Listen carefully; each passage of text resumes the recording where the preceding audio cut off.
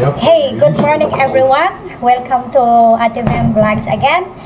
And today, our video for today, I'm gonna make Van's bread. So, he's helping me. This is my first time make a Van's bread. So. I ain't helping. But this is anyway. He's giving me his recipe, so I just follow what this all.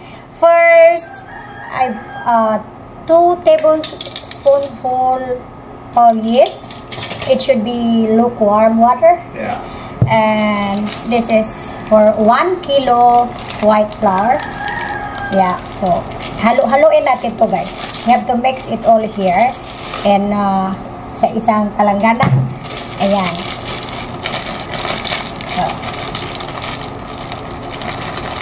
show you how to make Van's bread. Tinuruan niya ako kasi yun yung pagkain niya. Eh, gusto ko matuto kasi para hindi na kami bibili ng tinapay sa labas, guys. Lagay na natin yung 1 kilo white flour. Second, we have to put 1 tablespoonful of salt. That's salt. Sugar, the same thing. The same size of, pareho lang ng sukat. 1 tablespoon.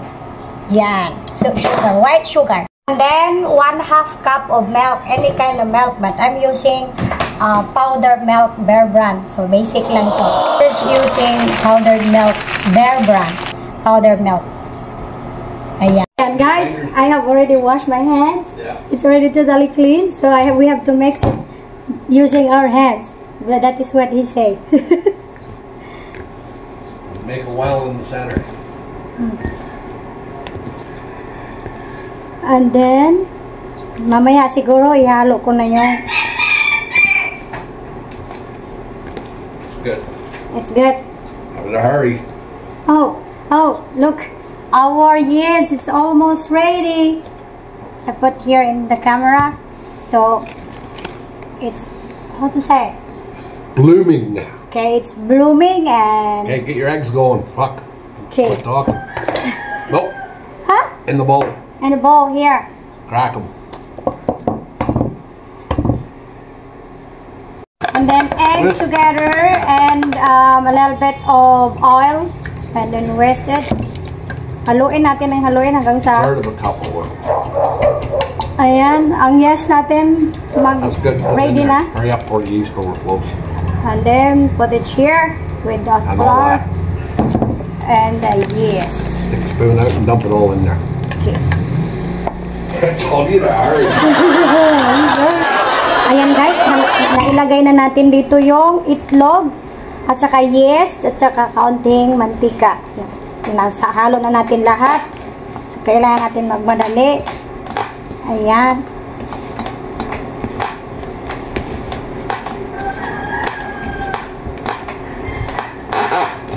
Kailangan siyang hindi siya basa, hindi rin siya matigas. Ayan. Ayan, mamasa-masahin natin ito maigi hanggang sa mag-sticky na siya. Now, the hard work start, he said. 10 minutes. 10 minutes to do like this? Yep. Sus. Kaya ito, guys. 10 minutes daw. Pero pwede naman siya mag-sub sa akin pag nangalay na yung kamay ko. I say, you can help me when I get tired now. It's now getting more sticky. At saka lalo siyang pabigat. Saka sabi naman niya sa akin, 10 minutes to do this. So, ayan. I'm getting tired, so tinulungan niya na ako. And sa mga maglalambing po ako ng subscribe sa mga gustong matuto pa ulit more sa mga gustong pang manood ng mga more cut baking, so please subscribe and like for more videos.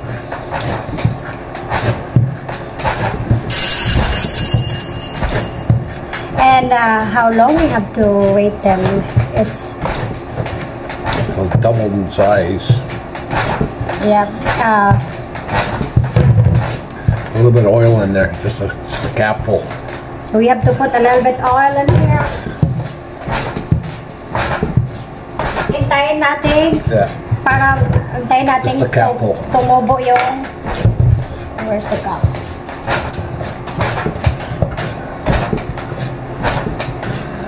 It's good. So this one. Para hindi siya dumikit dito.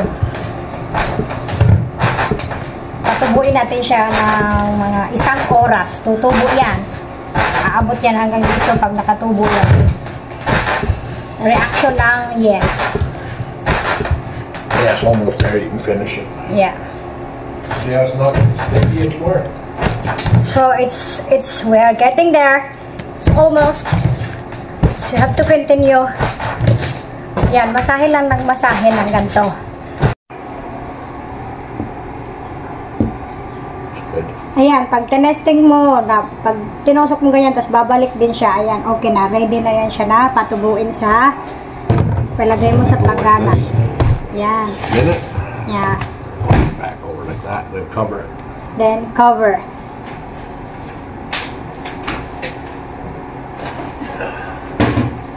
And we wait an hour and a half.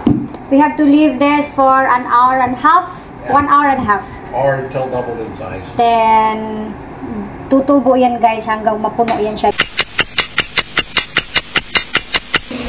Charan guys, sa loob ng 1 hour, ayan, tumubo siya. Ayan, sa loob ng 1 hour. Ayan. So, at bigyan natin ng isang suntok. Ayan, lumit na siya. Ayan, at ready na! At ayan guys, ready na natin yung baking pan. Ayan, punasan natin para talagang tuyo siya. And then,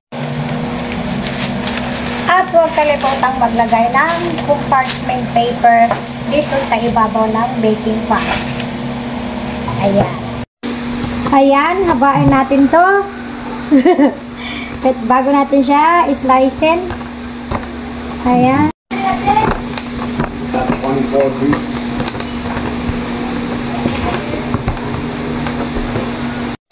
Ayan, ganyan siya kahaba mula dito hanggang doon. Ayan. So, hiwain natin siya ng 24 pieces. Kailangan pantay-pantay sila. Yung 1 kilo natin na harina, gagawa tayo ng 24 piraso na tinapay.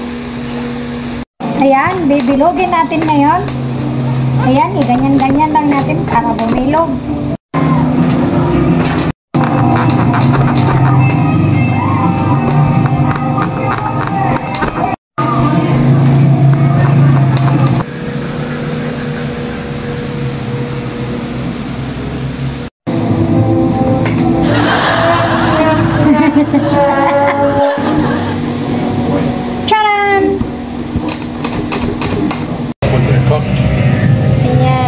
My very first time baking a bun.